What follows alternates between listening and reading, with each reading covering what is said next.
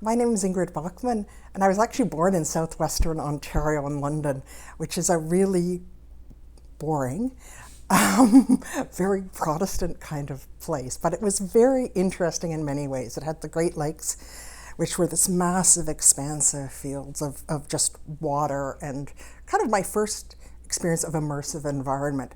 There also was something that there were a lot of country fairs when I was growing up. And that was also my first experience with a kind of DIY technology that I'm still really interested in, because you would go and you would have magic, but then it was all visible if you went behind the facade. And so that's also something I've kept in my work, is to use technology, hopefully, to sometimes create works of wonder or criticality, but also to reveal how it's made. So I'll often show motors, but like many people of my generation, I started as a painter and a printmaker because that was sort of what was available. And then I fell into textiles. And textiles is one of the most ancient and enduring technologies. And it's been involved in every revolution, from industrial revolution, technological revolution, to the Russian Revolution, in different ways. Textiles has been part of it. Also labor movements, women's suffrage. So there's this idea of textiles less as a material and maybe less as the domestic, but in this relationship with technology and with people's lives and massive social and cultural changes. And as you probably are aware, I mean, the computer, one of its origins is the Jacquard loom with its system of punch cards. So when Charles Babbage invented his difference engine, he used the punch cards as a system of information storage. And Ada Lovelace was, of course, the first female, the first programmer. So that link between technology, textiles, and everyday life. And I've always, when I started out in work, I just wanted my things to move. And so that's what got me into kinetic work, and then into interactive work. And of course, that's changing and evolving.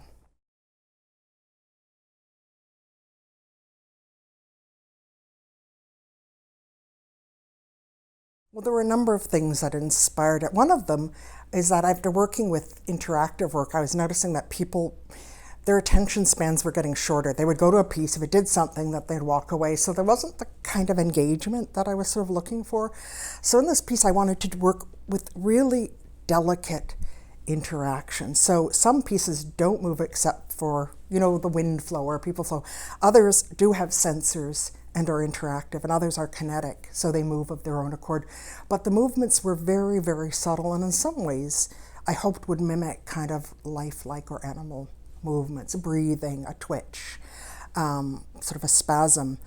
The other thing was that I've never liked sitting down much, and so, the technology that we use tends to be small, hard, silver, not material at all.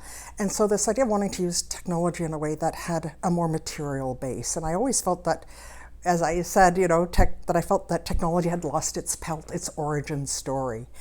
And so I wanted to bring materiality and things of the real world into technology, because technology is definitely part of it, of all of our lives and experiences. But I wanted this, so the material itself is a neoprene rubber, and it's sort of tufted, so it feels very much like fur. So I hope it's sort of attractive and repellent at the same time. So it really inspires, I think, a sense of touch, and I've seen it from other showings that it gets touched a lot, and I, of course, don't mind that, So there was something about that, as the relationship between natural and unnatural is no longer hard and fast. It's hybrids, amalgams. I wanted this piece to have a kind of, to really highlight kind of the animal or the non-human nature in terms of machine living too.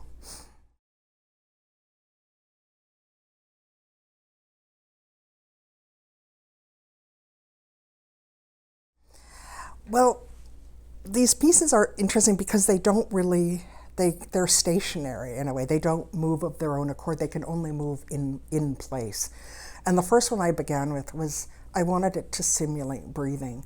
So it looks a little bit like a pelt, but then when you come, the movement is very subtle.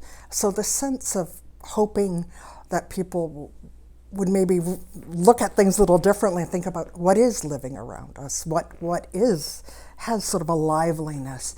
So there was a subtlety of just something that was breathing and was not paying attention to us. There's another one that gets quite animated when anyone gets near it, and it starts to shake, and it's almost like a slight. It's not aggressive at all. There's another one that just has a very, I think, quite a beautiful undulating motion.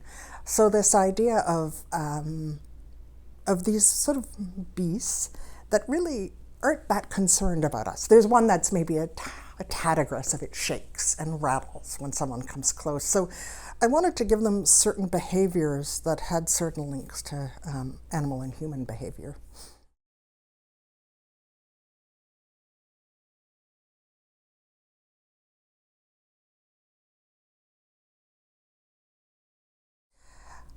Well, unfortunately, they're connected quite negatively to the environment and natural world, largely because of, the global work conditions to make them, to put them together, like in circuit boards, the mining for lithium, the incredible energy consumption for AI and crypto and other currencies. So there's sort of always been this hidden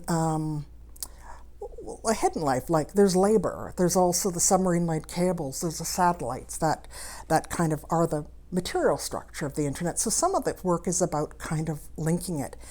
And it's also, I think, wanting to kind of look at the world somewhat differently, like looking at all things in the world as potentially being worthy of care. And it's interesting, the word robot was invented by a Czech playwright who did a play called, now I forgot his name, Karel Kapsek, I think, and it was called Rossum's Universal Robots. And in Czech, the word for robot means labor or servitude.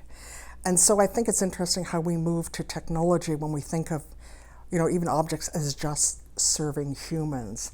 And I mean, obviously with the environmental crisis, this idea of how we look at the world differently. It was interesting. I was in Japan 2 years ago, and the very first robot that they had invented, they have in a museum, and they gave it a funeral service when it died. And I'm sort of interested in how we acknowledge all things around the world around us. And so I'm hoping that this bestiary might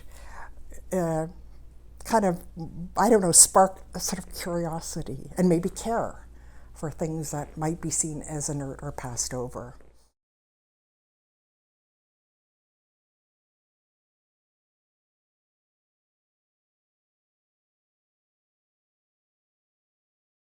So it's an interesting and sort of difficult question because I don't ascribe a kind of human consciousness to them, but in some ways all my work I think is a bit alive to me, because when I start a piece, after a while the piece talks to me, and if I don't listen to it, it is a less interesting piece.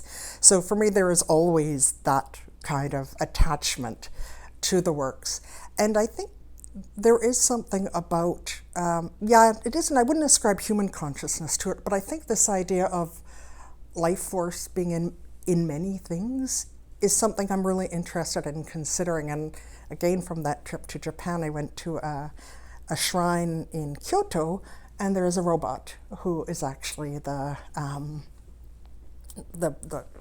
priest.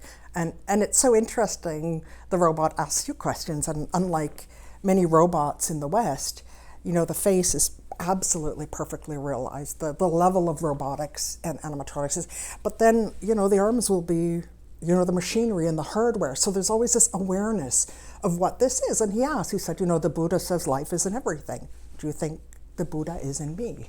And so there's something in that way of looking at technology that I find very interesting. And also, there's been a lot written about this notion of liveliness, that it's not really life. And I think that's a very interesting way of looking at things, because the trash of our technological detritus kind of creates other sort of circumstances. So I think, yes, I think that. And I have to admit, I think my felt pieces might be a little bit alive, but I think that might be anthropomorphism on mine, but I do really try to take care of them.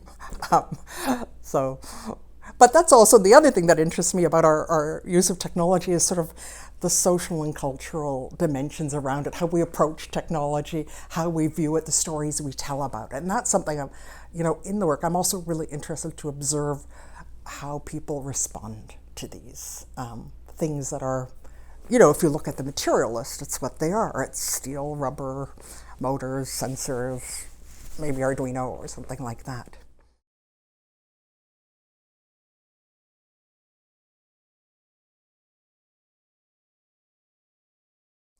I do, actually. I don't know if they will. I can't say that they will do, but I really do hope that viewers really become aware that technology is something created by humans at this point with human interests and often economic interests. There's a lot of values and often quite negative values that are embedded in it, and that technology is not its own force, that it is really constructed. And so there is something about that. And I think not to actually to fear technology, but to see it as something that is part of our lives, but also that is really important, I think, for artists and for others to be involved in shaping technologies. And also maybe looking at kind of some sort of effective relationships we could have with them.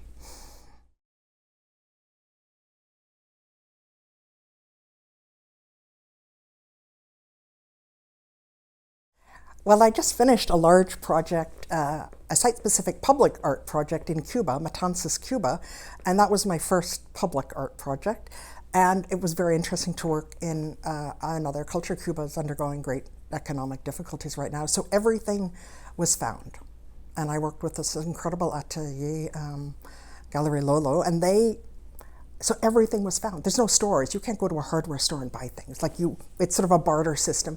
So it was really fascinating to build a piece in that way and in a very collaborative setting, and then to have the responses to it. And so that made me really think about working with things that I find and kind of maybe adjusting them and trying to make them have some of those qualities that the beasts have. So maybe thinking more about ideas of repair and prosthetic. And then I just finished another piece, which was a commission. It was a group show for a mini golf. And that was a lovely, where 18 artists and artist teams were invited to design a mini golf station for Quebec City. And so there was something about that again. So it's interesting, two public projects in a very different way, one more formal, well, no, it's not formal, and the other one, again, very interactive. So that's, the work is changing because we're in a really different world now. And I think I don't feel it's like business as usual as an artist. I still think it's really important as an artist to keep making things. I think it's a political act, an act of hope and defiance.